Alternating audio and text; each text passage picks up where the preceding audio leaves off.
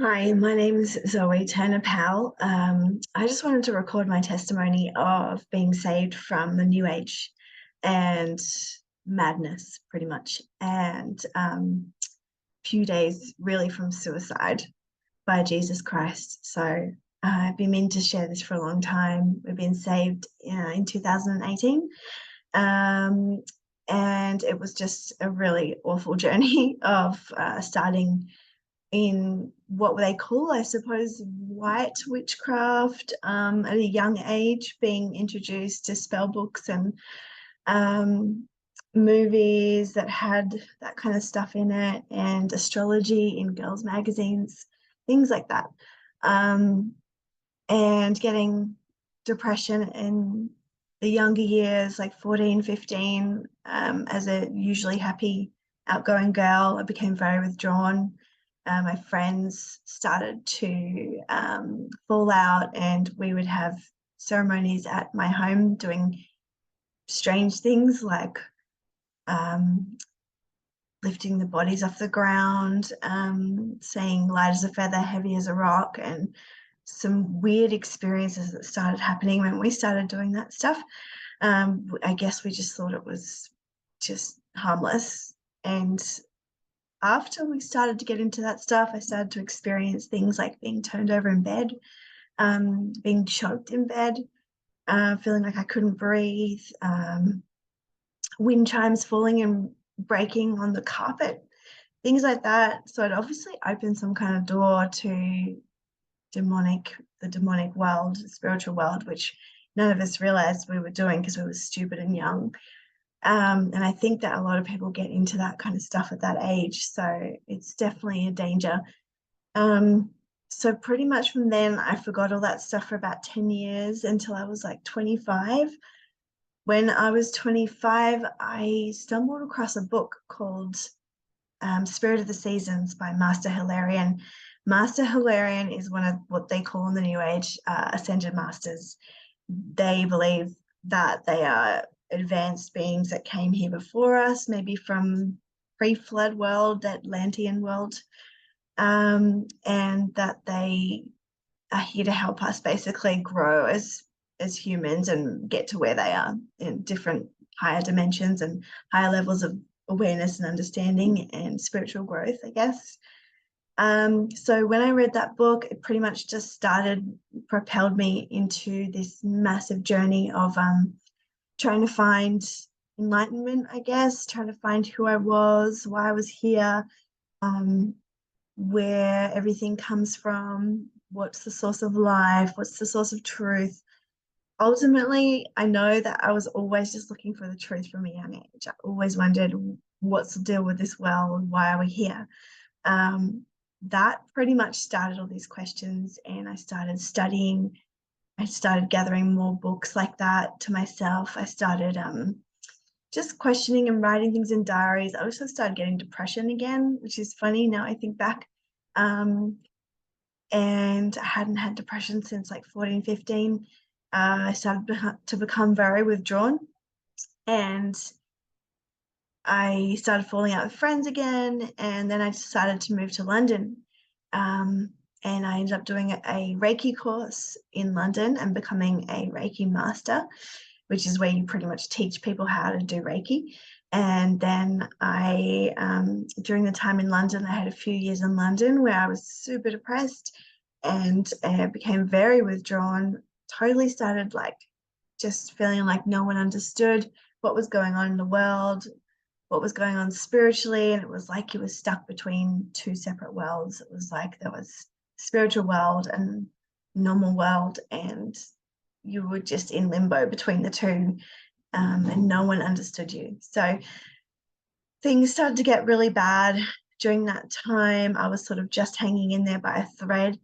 And then I decided to go to South America and pursue my spiritual life more, as most people think that South America is a really spiritual place. You've got the Mayan sort of thread going through that.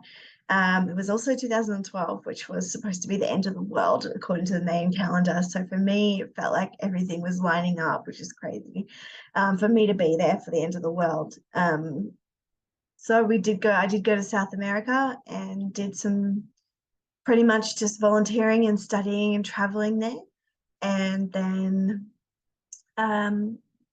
things started to get a bit weird. I started to discover things about conspiracies and conspiracy world, and reptilians and all kinds of concepts of the new age and conspiracies. So we pretty much started on that path, reading David Icke and those kind of things.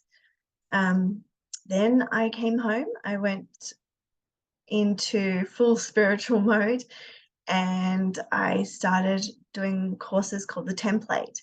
The Template is sacred geometry workshops, and it's basically I don't know how you describe it, but they basically say that you need to reconnect yourself to the divine blueprint, that we've been disconnected from it, and that when we do that, then we'll be able to have these amazing spiritual powers and abilities and just awakening basically to the truth. And we won't be having to just be in this world. We can basically ascend, I guess, which is the same kind of lies, I guess.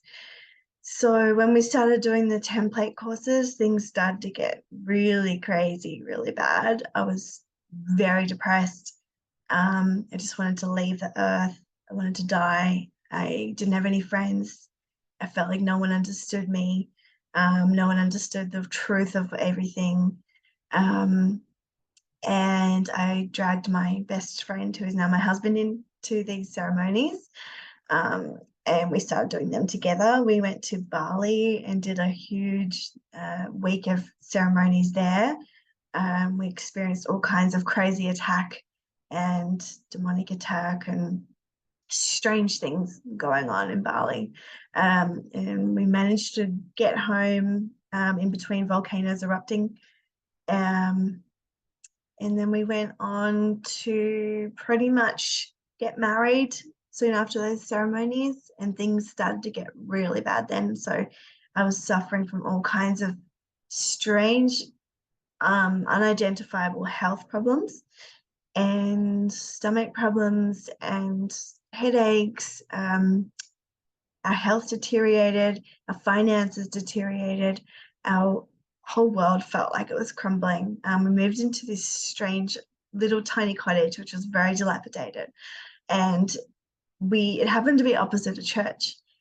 And whenever I looked at that church, I just felt a pull to go in. But because I was so involved in the New Age channeling stuff and the Pleiadian work, healing work, I got into all of that. I pretty much went to one session at the church, and it was amazing. It was definitely spirit filled, and the pastor was speaking about some really beautiful things, and it really hit my heart. And the people were lovely and friendly. And then I left the church that night, and I looked up the Pleiadian videos on YouTube about what they say about Jesus Christ. I wanted to see what they thought, because I thought they were the truth, which is so funny. And they actually said that we put it to you that Jesus Christ isn't real, never actually existed. And when they said that, I just broke down crying. I remember just putting my head in my lap and just grieving and sobbing at the thought that Jesus never existed. And I couldn't believe it. And I thought, where is this coming from? Why do I even care? I did go to a Christian school when I was like 13 to 16. And I did believe in Jesus then, and then obviously fell away.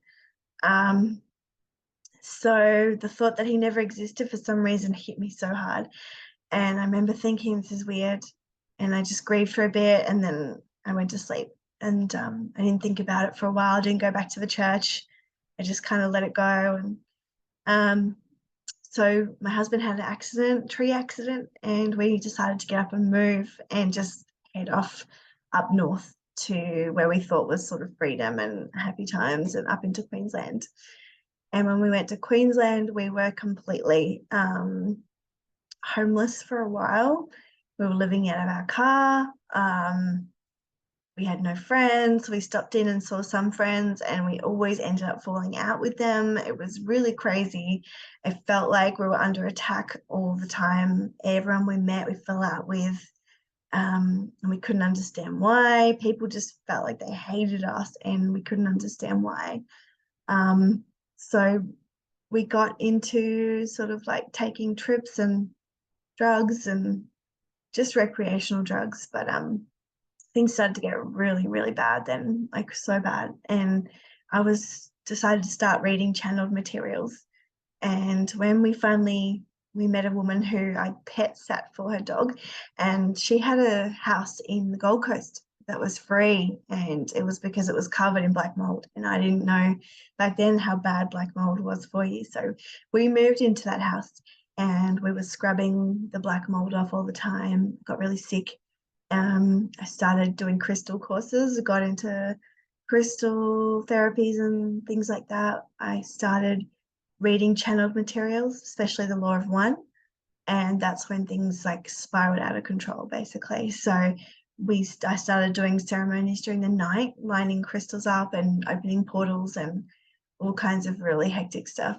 Started getting real demonic attack. I felt complete depression, suicidal. I found myself standing outside the pool, by the pool outside at that house, and working out how I could drown myself, but I didn't even know how I got there. And I was like in a trance or something. And my husband came home and found me there. And if he didn't, I probably wouldn't be here today. So he sort of snapped me out of this trance, and I definitely think I was demon possessed or oppressed or something. I felt such a dark, heavy blanket over me. I wrote in my diaries that I felt like I was only like 10% of myself. I didn't know who I was anymore. I didn't feel like anywhere was home. It was horrific. It was so bad. And we managed to get it home once John got some work, and we got our own home, and we ended up going to a UFO conference, and we completely lost our minds. We thought that we'd been picked up by a UFO during the conference and hadn't actually left the conference. So we were completely mad at this stage. I started getting into witchcraft ceremonies. I thought that maybe we were just in this matrix, and we started following this lady called Alexandra, who was channeling a being called Prime Creator. And Prime Creator was telling us that we were stuck in this world and it was a matrix, and we've been repeating our lives over and over here, and he couldn't get us out yet, but when he could get us out, he was going to come and save us, which is actually just a ripoff of the Bible, which is crazy. But yeah, that was that was our last story that we were stuck in before we were saved. So we were following this lady who was channeling this being, and Prime Creator was coming to save us, and he just couldn't say exactly when it would be because his time was different than our time, and that we were severely traumatized from being stuck in this matrix. We weren't supposed to be here, and that felt right to me. I always felt like I wasn't meant to be here, and I didn't feel at home in this world, and I just wanted to leave. So he said that we had to let go of all of our relationships in this life and let go of everything in this world so that we could, because we couldn't leave until we were totally disconnected from everything. So that's pretty much what happened. I said goodbye to my family in my head, my parents. He said that they were agents that were trying to keep us here. They weren't really real parents. And said goodbye to my husband because we couldn't be together if we wanted to leave. So the enemy basically had achieved everything in terms of isolation, depression, everything. I had such bad anxiety that I would call my husband 20 times a day just to make sure he wasn't dead, basically, he hadn't gone and left me here. So I was completely crazy and severely depressed, severe anxiety. So we pretty much determined that if we hadn't actually left this world by New Year's Eve, by New Year's Day, that we would kill ourselves, that we would drive our car off a bridge into the water. That seemed to be the easiest way to die. And yeah, that we would just leave this world. We couldn't take it anymore. And funnily enough, on New Year's Day, we woke up and we were still here. So we decided, okay, let's work out how to do this. And we thought we'll just watch one more video from this lady who was channeling this prime creator being. And when I went to her videos, I saw on the right a video with Jesus on the cross. And it said, its title was Your Final Wake Up Call by Watchmen of the Harvest was the channel. And just the title and the fact that it said that and the Jesus on the cross, and I always just looked at it and I just couldn't look away. And I just knew that Jesus was the truth. And it was like a splinter in my side. Like we would do ceremonies, and when they invited Jesus in, I'd be like, oh, okay, Jesus is here, so I can trust this ceremony. It was so strange. But when I saw that video, I just couldn't look away, and I just knew I had to watch it. It was amazing, and it basically exposed the whole New Age world and linked it back to the Bible. So it had passages about Lucifer masquerading as an angel of light, about witchcraft and occult world and Babylon, and linking it all back to basically Satanism, and saying, choose this day whom you will serve. And I just realized once I saw the scriptures, and I realized that, remembered that Jesus is true. And I just, when we finished that video, it just blew everything out the water. And we just knew, I just turned to my husband and said, I need to get the Bible. I need to know who Jesus is. We need to know who Jesus is. And we just, yeah, we started watching videos on the Bible, and then Gnostic texts started coming up, and things like the Book of Thomas, and I couldn't work out which one was the real Jesus. So I said to Jesus, I need to know who you are, Jesus. I need to know the truth. I need to know if you're true. I need to know, and I need to know who you are and which version of you is the true version, the Bible Jesus or the Gnostic Jesus. So the enemy was already trying to draw us into another version of Jesus, or more deception. So in the following 2 weeks, I determined that I would read the Bible, and I would read all the Gnostic texts, and I would determine for myself which one was the truth, which is just funny because it would take a lot longer than that to even read the Bible. And Jesus had different plans. So I was calling on him. I was just praying and asking him to please reveal himself. And he did. So two or 3 weeks later, after watching that video, we went into a Vinnie's store, and that had loads of videos with pastors or just like different sermons on it and information. I just bundled them all up into my arms and brought them home. I just wanted to know the truth. And I was listening to a sermon while I was at home on my own, and John was at work, and the pastor pretty much said the line that brought my salvation. And he said, every day we murder Christ with our thoughts. And just the thought that I was contributing to the murder of Christ, it just broke me. Like, it just broke me. And I just knew that all the times in my life that I had made him a joke, a butt of my jokes, that I had cursed him, that I had just joked about him and mocked him. And I just remember thinking, what did you ever do, Jesus, to deserve the way that we treat you? And it just broke me, and I just knew it was the truth, and I just fell down on the ground, and I just started bawling my eyes out and crying and sobbing and just feeling so much shame and guilt and hurt, and just everything that I'd been through and everything that I had said about him, and the way that I had behaved and all the horrible things that I had done. And then I felt his presence in the room, and I felt this warmth and this light and this peace and this joy and calm and love and forgiveness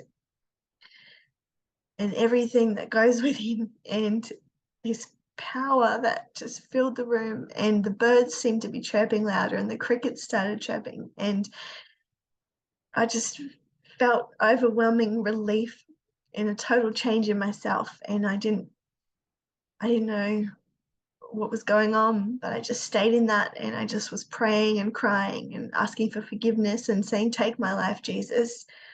Please just take my life. I don't want it anymore. And he did. And the next day, I didn't have any anxiety. The very next day, I got through the whole day without having to call my husband.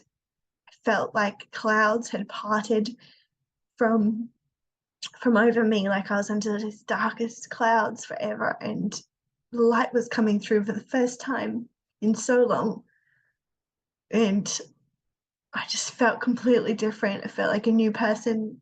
And I just knew that this was it. This was it for me. And I got the Bible, and I ordered a Bible and started reading that, and everything changed for me, and just knew that it was the truth, and it sets you free. And he says that you shall know the truth and it shall set you free. And he is the way, the truth, and the life. He really is. Nothing could have pulled me out of that. And we were a few days, if not a day, from suicide. And I remember when I saw the scripture in the video, I remembered learned a scripture later that my sheep hear my voice and they follow me. And it's true. Sometimes we just need to hear the scriptures, see it, and realize and read it for ourselves or hear it for ourselves to know. And he says that, and if you seek, you shall find. If you knock, the door will be open to you. And he says, knock, and the door shall be open to you.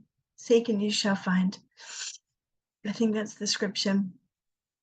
And behold, I stand at the door and knock. If any should open the door to me, I will come in and sup with them, and them with me. And it's true. He really will. He really will. So I just wanted to share that testimony because it was a very, very dark place that we were in. We thought that we were becoming more enlightened. And the greatest lie that they tell you in the New Age is that your life is getting really bad and you're going through all this bad stuff and you're getting isolated. It's a good thing because you're growing spiritually and you're probably going to be ascending soon. And nothing could be further from the truth, because you were just spiraling down into a darkness and a cage, and nothing is going to set you free from that apart from Jesus Christ. So I just wanted to share that testimony. I hope that it blesses even one person and pulls them out of the darkness into the light of Christ. I just want to thank Jesus and thank everyone who's been on that journey with me. Okay.